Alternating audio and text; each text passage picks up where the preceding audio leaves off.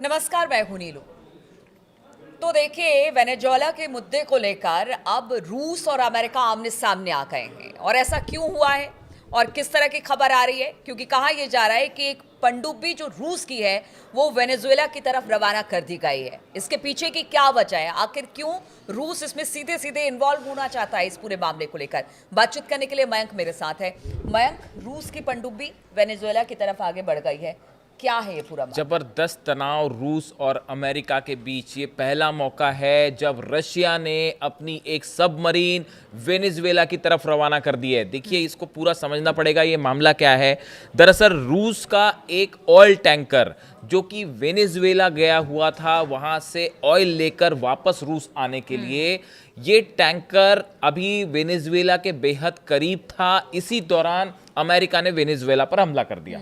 अब उसके बाद हुआ ये कि रशिया का ये जो टैंकर है ये वेनेजुएला से ऑयल अपलोड नहीं कर पाया, ठीक है। और उसको मजबूरन वापस होके निकलना पड़ा रूस की तरफ।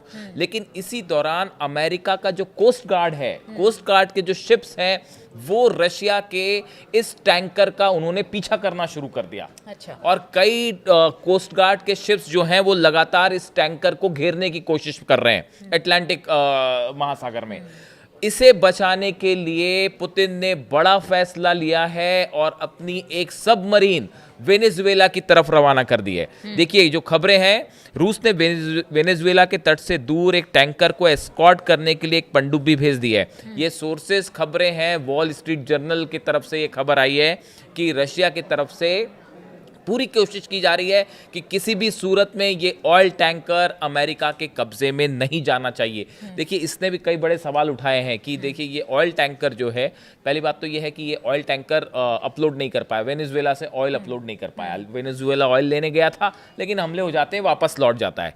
लेकिन इस खाली शिप को बचाने की जिस तरह से रूस ने कवायद शुरू कर दी है और उसके लिए अपनी सबमरीन भी रवाना कर दी, इससे ये सवाल उठ रहे हैं कि आखिर इस शिप में क्या है। ये भी इसका एक एस्पेक्ट है। हालांकि वॉल स्ट्रीट जर्नल में जो खबर है वो सिर्फ इतनी है कि सबमरीन रवाना की गई है वेनेजुएला के लिए, ये कंफर्म खबर है। लेकिन अब उसके बाद ये भी सवाल उठ रहे हैं कि क्या रशिया की तरफ से इस ऑयल टैंकर में कुछ सामान भी वेनेजुएला भेजा गया था? ये अपने आप में बड़ी खबर है। अब देखिए, ये जो जहाज है इसका नाम है बेला वन। इस टैंकर का नाम है बेला वन। ये टैंकर वेनेजुएला में तेल लोड करने में विफल रहा और अब वापस रूस की तरफ बढ़ रहा है। अमेरिका सेना के सदर्न कमांड ने सोशल मीडिया पर कहा है कि वो इस इलाके से गुजरने वाले प्रतिबंधित जहाज़ों के खिलाफ कार्रवाई के लिए तैयार है। जो अमेरिका की सदर्न कमांड है, जो नेवी डील करती है जिसमें, उसकी तरफ से ये कहा गया कि हमारे जो शिप्स हैं, यहाँ से जितने भी ऑयल शिप्स गुजरेंगे हम सबको फॉलो करेंगे। ये अमेरिका की सदर्न कमांड कह रही है और उसने इसको लेकर एक वीडियो भी रिलीज़ किया है। इस समय इसकी लोकेशन क्या है शिप की? मौजूदा वक्त में यह टैंकर, जो कि रशिया का टैंकर है, ये आइसलैंड से 300 मील दक्षिण में उत्तर सागर की ओर बढ़ रहा है। ये अभी जो है करीब 300 मील की दूरी पर है आइसलैंड से, और रशियन सबमरीन जो है वो तेजी से इसकी तरफ बढ़ रही है, वेनेजुएला की तरफ बढ़ रही है, इसकी तरफ बढ़ रही है। यानी हालात ये हैं कि रशिया का टैंकर है, उधर से सबमरीन मदद के लिए भेज दिया रूस ने, और अमेरिकन कोस्ट गार्ड के शिप उस टैंकर को फॉलो कर रहे हैं। और इसको लेकर जबरदस्त तनाव देखा जा रहा है रशिया में और अमेरिका में। रूस के जितने न्यूज़ चैनल्स हैं वो सब इस टैंकर की खबरों को प्रसारित कर रहे हैं। यानी एक ये फ्लैश पॉइंट बन गया है नया रूस और अमेरिका के बीच में वेनेजुएला हमले के बाद। बार बार ये सब सवाल उठ रहे थे। देखिए, एक तो हमने पहले ही अपने वीडियो में बताया था कि जिस तरह से वेनेजुएला पर हमला हुआ उसको लेकर पुतिन बेहद नाराज है, बेहद गुस्से में है, जिस तरह से हमला हुआ वेनेजुएला में। उसके बाद अमेरिका ये चाहता है कि वेनेजुएला से जो ऑयल बिजनेस है रशिया का, वो पूरी तरह से रुक जाए। इसके बाद पुतिन बेहद नाराज बचाए जा रहे हैं और उन्होंने सीधा आदेश दिया है कि किसी भी कीमत में ये जो जहाज है ये अमेरिका के हाथ नहीं लगना चाहिए। अच्छा, इससे एक सवाल और ये भी उठता है कि जिस तरह से अब जो व्यापार कर रहे थे अब तक वेनेजुएला के साथ, चाहे रूस हो या फिर चीन हो, अब उन सब के जहाज़ों को रोका जा रहा है। हालांकि देखिए, ट्रंप कह रहे हैं कि नहीं, वहाँ पर ड्रग्स तस्करी थी इसलिए मदुरो के खिलाफ कार्रवाई की गई। लेकिन अब इसे साफ साफ तौर से देखा जा सकता है, और जो कदम अमेरिका ने उठाया कि अब जहाज़ों को रोका जा रहा है, उनको फॉलो किया जा रहा है, कहीं ना कहीं ये तेल का ही खेल है। तेल का ही खेल है और बड़े स्तर पर तेल का खेल है। और इस बात को लेकर अब रूस और अमेरिका एकदम आमने सामने। अब देखिए, इसका बड़ा असर यूक्रेन पे भी पड़ने वाला है। ये जो वेनेजुएला पर हमला किया अमेरिका ने, और अब अगला नंबर कोलंबिया का भी हो सकता है, क्यूबा का भी हो सकता है, तो बड़े सारे देश लाइन में हैं ऐसे। ग्रीनलैंड को लेकर भी सवाल उठ रहे हैं। तो अब इन सूरत में ये एक जो वेनेजुएला पर हमला था, ये सिर्फ वेनेजुएला तक सीमित नहीं, हमने पहले भी इसकी चर्चा की थी। इसके ग्लोबल परिणाम होंगे, जैसा ईरान की तरफ से कहा गया था कि ये सिर्फ वेनेजुएला तक सीमित नहीं रहेगा।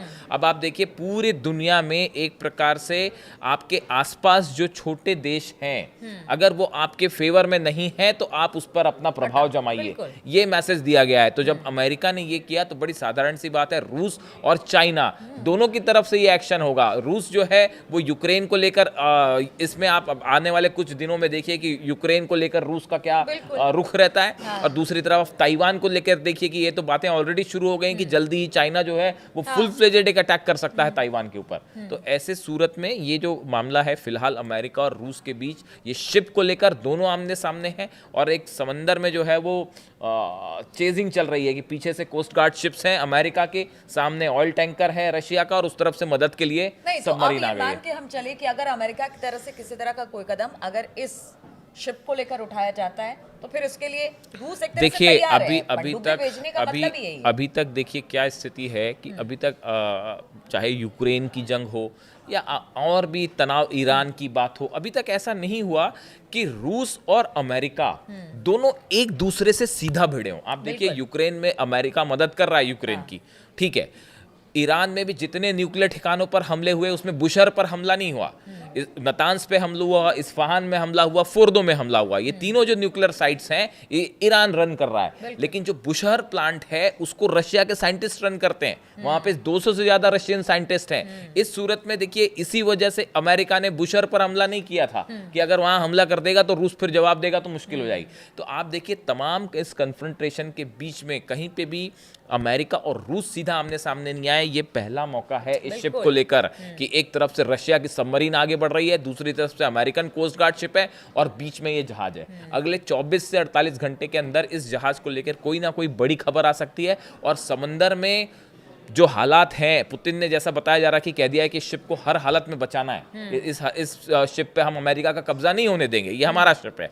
ऐसे सूरत में क्या किसी तरह का कन्फ्रंटेशन समंदर में देखने को मिल सकता है, इस पे हमारी जो है वो नजर रहेगी। बिल्कुल। तो देखिए अमेरिका जिस तरह से शिप को लेकर वहाँ पर जितने नेवी के कोस्ट गार्ड है अमेरिका के, वो लगातार इसको चेज कर रहे हैं। हालांकि अब रूस ने कह दिया है कि देखिए इसको किसी तरह से भी सुरक्षित रूस तक पहुँचाना है और इसके लिए सबमरीन को भी भेज दिया गया।